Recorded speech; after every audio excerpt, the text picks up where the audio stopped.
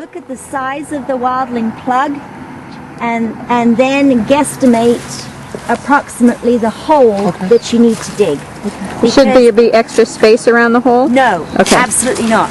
Okay. No, because when the water does decide to come back up, what can happen is the plug can be pushed up. Okay.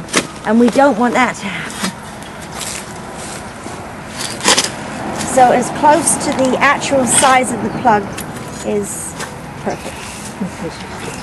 If the plug you're digging out is a little bit deeper, we don't mind deeper, but we do mind not to produce a bigger area. So we're going to check to see if it's big enough, the hole. Right. Okay, got it.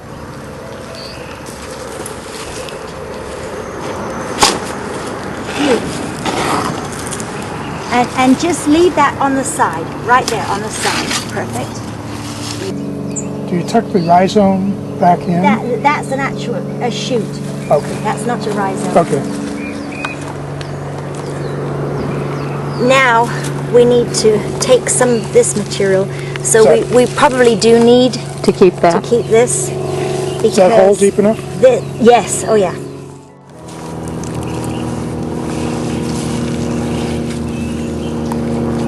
So you're getting all the rhizomes covered? Yeah. And of course the stalks, the stems are staying out of the water? Yes. Or out of above the top of the water? Yes.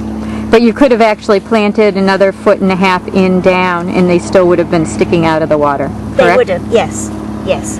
Now the rhizomes do need to take in oxygen. Okay. In that soaking wet soil. Okay. Which can be flooded. And they do that rather slowly. Okay. So it's important not to plant them too deep. Okay. So at whatever level they were, that 5 to 6 inch layer that you took out, that's where you're going to place them in the newly dug hole.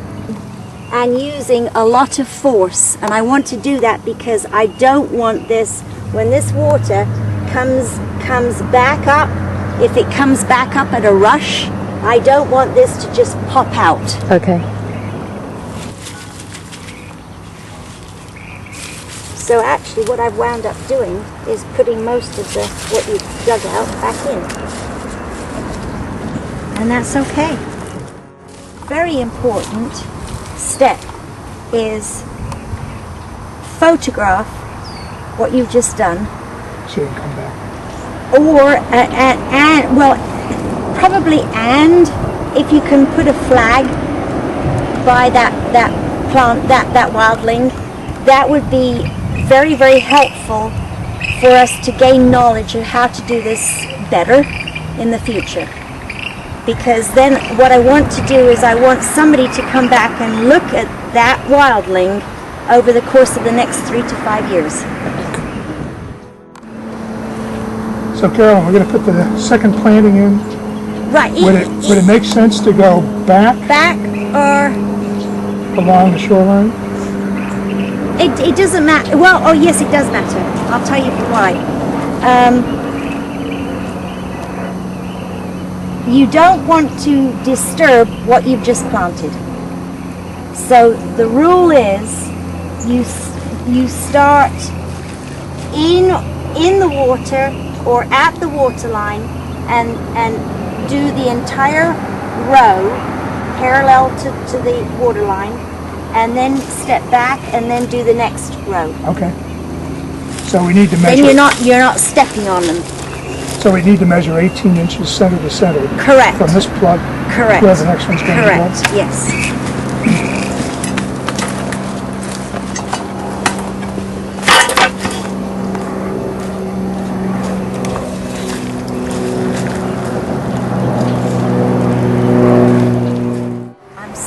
About losing the soil. You want to make sure you put the soil down. Always hold a Tule wildling by the base. Okay.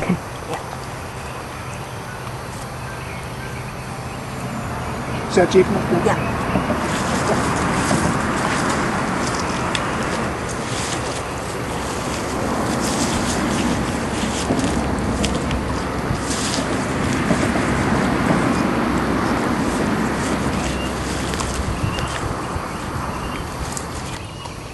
So here we have 2 that are now planted. To get to the planting site, Mm-hmm. we need to do some very thorough weed control. Okay. That's a grass that Okay. needs to be removed. This is water primrose.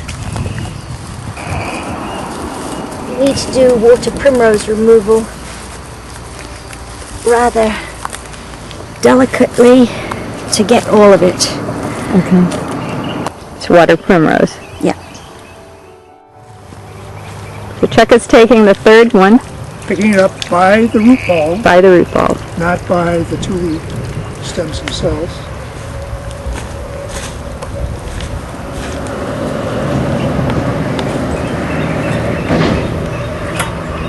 I've marked off a spot that's about 18 inches center to center.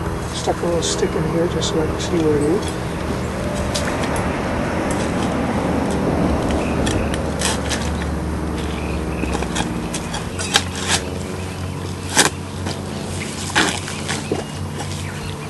Looks about the right size. Yep. Yep, that is. Ooh. That is coontail. Oh, it is. Yes. We can throw this back to the fish.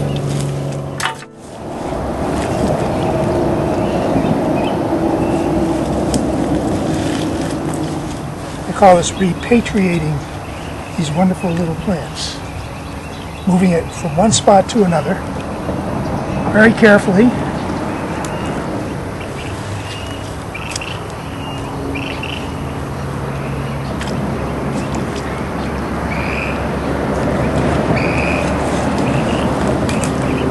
Knowing that these tules will give back so much to the lake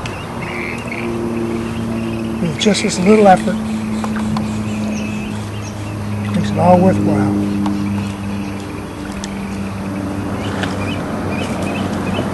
Here we have our 3 Tule plants all done. Well, thank you, Carolyn and Chuck, for doing this. Thank you, Tules. Thank you, Carolyn, for going through this step by step.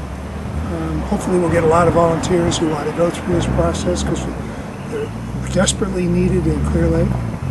And we also want to thank Scott DeLeon for allowing Carolyn to come out here and film this wonderful activity.